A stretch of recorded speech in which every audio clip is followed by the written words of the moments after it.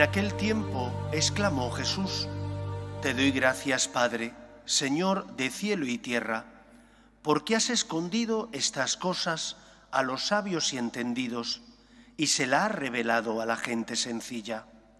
Sí, Padre, así te ha parecido mejor. Todo me lo ha entregado mi Padre, y nadie conoce al Hijo más que el Padre, y nadie conoce al Padre sino el Hijo, y aquel a quien el Hijo se lo quiera revelar. Venid a mí los que estáis cansados, agobiados, y yo os aliviaré.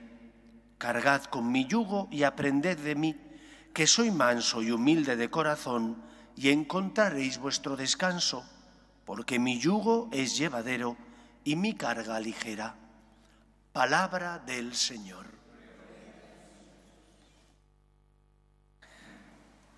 San Francisco de Asís fue un buscador incansable, tenaz y constante. Al inicio de su vida buscaba honores y llenar su corazón de todos los bienes y placeres de este mundo. Era famoso en su pequeño pueblo de Asís por ir a todas las fiestas posibles y enrolarse en todas las batallas y empresas que él pensaba que le darían fama y honor. Tan es así que a la edad de 20 años, en aquella época en la que existían los estados o las ciudades-estado, Perugia, la ciudad vecina, se enfrenta contra Asís y San Francisco se enrola en el ejército de Asís para intentar ganar a Perugia. Es hecho prisionero y allí en la cárcel empieza poco a poco, larvadamente, el inicio de su conversión. Tras salir de la cárcel, vuelve otra vez por sus fueros, vuelve otra vez a enrolarse en el ejército de Asís, pero ya no volvió a pelear, sino que, camino de la batalla, se encuentra con un caballero. Ese caballero necesitaba la armadura buenísima y carísima que llevaba San Francisco. San Francisco se la entrega y empieza de verdad el cambio en su vida.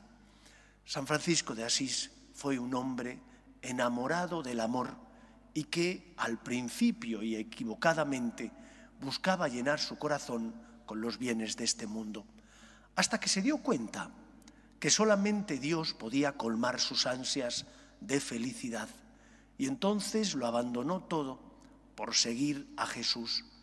Y tan profundamente amaba a Dios que llegó a salir gritando y llorando de la pequeña iglesia de la Porciúncula diciendo: el amor no es amado, porque el Señor le había concedido ver lo que la gente le decía y la gente solo pedía, pero nunca daba gracias, y la gente exigía, pero nunca era capaz de acudir a la iglesia a reconocer los muchos dones que su Padre Dios les había concedido.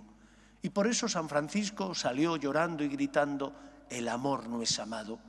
Y desde aquel momento la intención en su vida fue amar a Dios por encima de todo, cumpliendo su voluntad, ayudando al Señor y a la Iglesia para que los hombres entendieran que el amor necesitaba ser correspondido.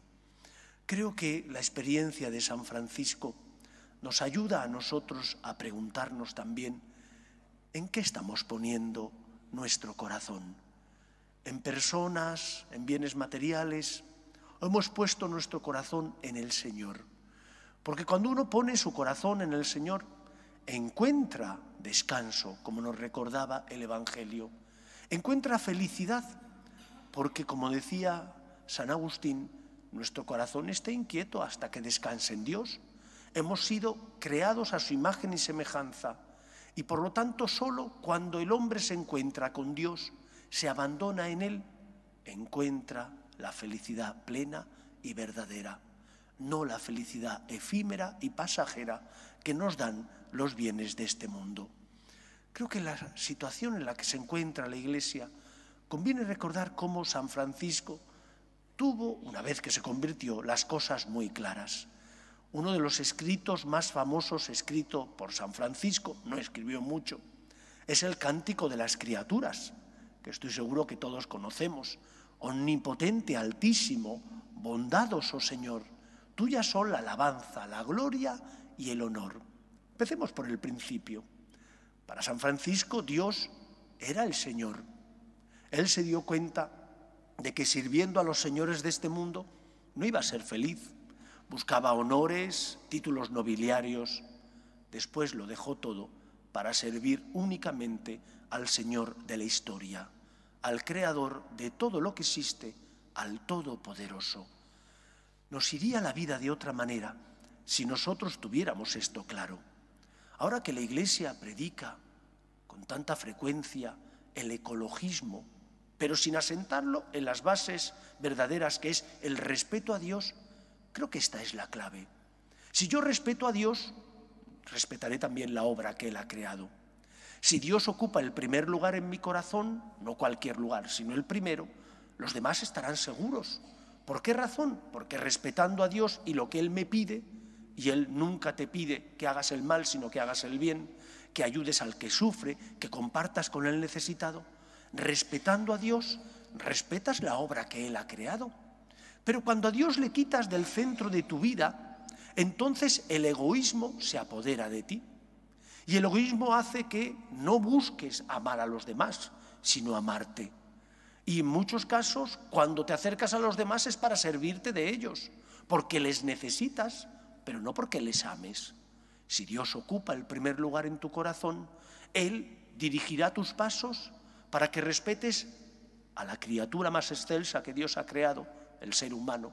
Y lucharás entonces por defender la vida, desde su inicio, que es la concepción, hasta la muerte natural, por defender la dignidad de la persona, por defender la familia natural, que es la célula que el Señor creó para que sirviera de sostén y de red a la sociedad.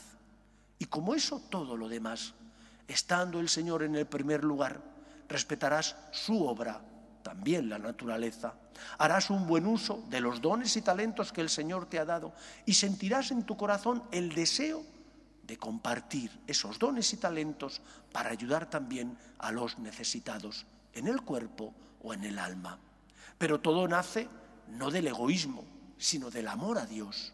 Si Dios es amado, si el Señor ocupa el lugar que le corresponde, los demás están seguros, porque Él mueve nuestro corazón para que hagamos el bien y evitemos el mal, para que compartamos nuestros bienes con los más necesitados. La segunda enseñanza en la fiesta de San Francisco, y voy a ir terminando para no alargarme mucho, es la misión que Cristo le encomienda en San Damián.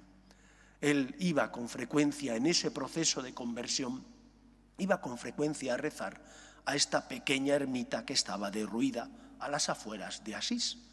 Y en esa pequeña ermita, donde había un Cristo bizantino, todavía hoy se conserva, en esa pequeña ermita, el Cristo le habla. Y le dice: Francisco, repara mi iglesia, que como ves amenaza ruina. Francisco al principio no entendió aquellas palabras. Pensaba que el Señor le pedía reparar físicamente la iglesia, la capilla en la que estaba. La reparó, pero es que la voz del Cristo seguía hablándole y diciéndole lo mismo. Y entonces entendió que lo que el Señor le pedía era reparar espiritualmente su iglesia. ¿Y cómo reparó o colaboró con Cristo para reparar la iglesia? Luchando por hacer que la gente amara al amor. Luchando por poner el corazón, por enseñar a la gente que a Dios no se le utiliza, sino se le ama. Y que el Señor, que nos ama, entregó la vida de su Hijo para recuperar la nuestra. Y que por lo tanto el Señor se merece que correspondamos a su amor, no con interés, sino con amor, con gratitud y por lo tanto devolviendo al Señor algo de lo mucho que hemos recibido de Él. Reparar a la iglesia de nuestro tiempo, esta iglesia que vive a veces sin norte, donde escuchas manifestaciones de obispos, de sacerdotes, en contra de la doctrina moral y tradicional de la iglesia, es ser fiel a la verdad. En esta época que nos ha tocado vivir, nuestra sociedad necesita luz, necesita saber que hay un camino a seguir, que tenemos una conciencia y esa conciencia nos indica por dónde tenemos que vivir para evitar salirnos del camino y tener un accidente grave. si somos fieles a la verdad moral natural, aquella que se desprende de que hemos sido creados por Dios y hay una huella de Dios en la obra que Él ha creado. Nadie duda de que hay leyes físicas, nadie duda de que hay leyes biológicas. ¿Por qué dudamos de las leyes morales? Y en segundo lugar hay que ser fiel también a la verdad revelada, aquella que nos transmiten las Escrituras y que no es palabra de Dios, de hombre, sino palabra de Dios. Y siendo fieles a la verdad moral natural y a la verdad moral revelada, seremos luz y iluminaremos a nuestra sociedad para que encuentre el camino que le lleva a la felicidad. Pidamos a San Francisco que interceda por todos nosotros, para que pongamos el corazón, para que el amor sea amado y para que, como Cristo le pidió a él, colaboremos en reparar la Iglesia siendo fieles a la verdad. Que el Señor nos ayude. Nos ponemos en pie.